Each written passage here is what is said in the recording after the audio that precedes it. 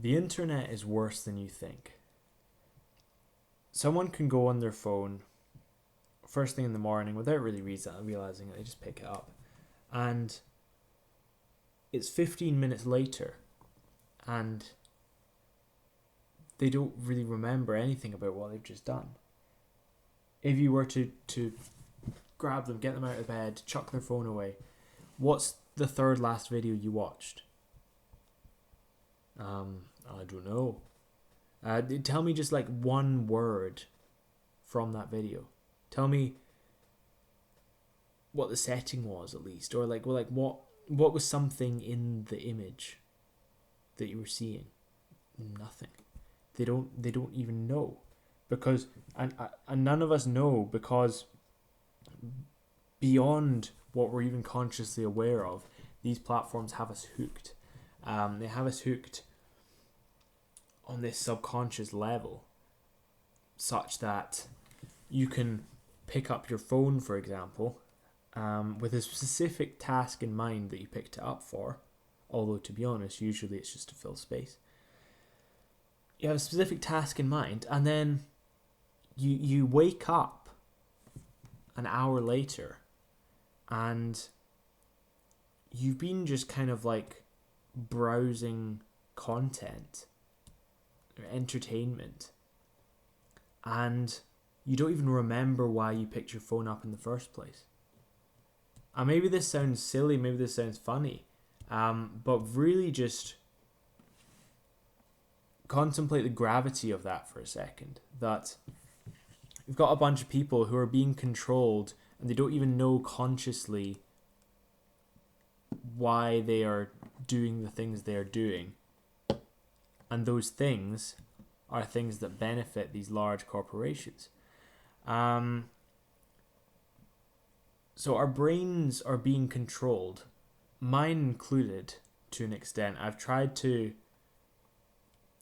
limit my involvement in just online dopamine in general, and I still see myself sucked into it. But everyone's hooked, and let's bring it back to the topic here. The internet is worse than you think. I think none of us would really like to admit, but every single person who's watching this video, every single person out and about, their number one hobby is just entertainment on the internet. Their number one hobby. And no one really says that. No one says, oh, my number one hobby is going on my phone, because it doesn't count as a hobby. And everyone kind of intrinsically knows that. Everyone intrinsically knows that it's not a life. It's downtime. It's this sort of grey, empty space where nothing was accomplished and nothing was enjoyed. And really, quite frankly, it's robbing us of our lives. All you have is this present moment. Your life is the total of all of the days you live, however many, a couple tens of thousands, let's call it 30,000 days. If in each one of these days you're just mindlessly consuming content, then that's your life. There's not like this extra fantasy land. There's not this someday things will be different. Like, if that's how you're living, that's how you're going to live, unless you change something. And so really what we've got now is we've got an entire civilization of people who are wasting time. But to put it as wasting time puts it too lightly. They're wasting their life And it's hardly even a conscious decision. The default is now to have life pass you by. There's always time that can be filled. There's always something that can replace your need to have thoughts. And really, I don't want to in this video go into possible outcomes of this a few years down the line. What I want to go into is all of us on an individual basis to notice, to become aware of, because that's the first step, to become mindful of the fact that these platforms are controlling us. Like, I am actively trying to completely rid myself of all possible activities that aren't getting me towards my goals. And social media, online entertainment, in whatever form, just media, messages, video, articles, posts, likes, shares. This is the thing that still hooked me. And it's really quite scary in that I have my phone on black and white so that it's less stimulating. I have limits on all my apps. Instagram, the limit is 0 seconds. I open it up, instantly there's a pop-up that I can't even use it. And still, I find such a pull to these apps, such a like, something in me wants to go do those things, to the extent that if I don't watch myself and if I don't catch myself, I find myself doing those things.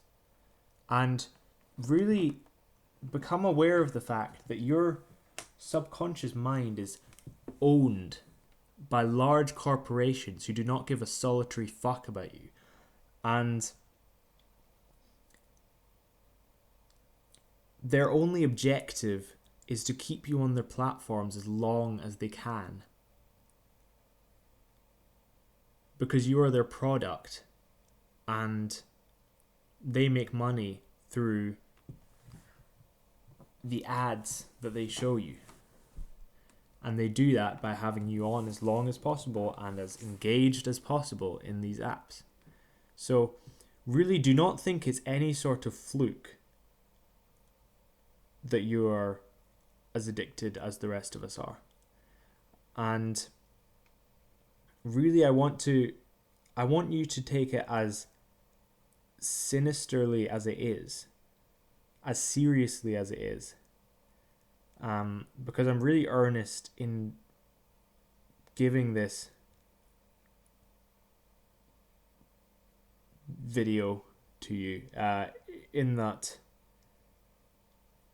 the only slight chance you have of living a life that you don't severely regret is to become aware of the fact that these platforms have a very large hold on your life, and probably more so than you would like to admit. Certainly is in my case. And really, if you're not even trying to cut down on your usage, if you're not even trying to do a dopamine detox here, if you're not even trying to delete certain apps, then how do you expect to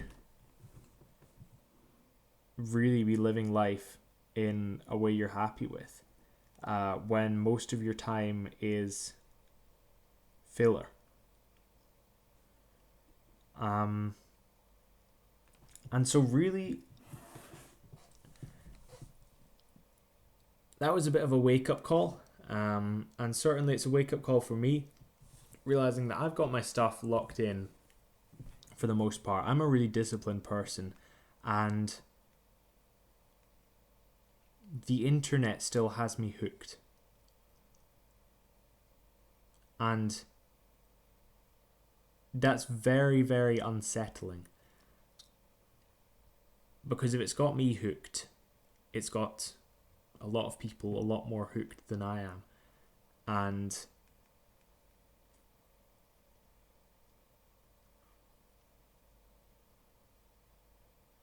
that's not in their best interest. So bear this in mind. What I'm attempting to do is to completely cut out all media for a while, to only be using the internet for business and at specific intervals for communication.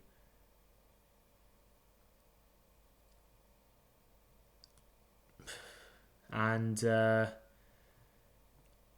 funny thing is that I can't say outright that that is going to happen.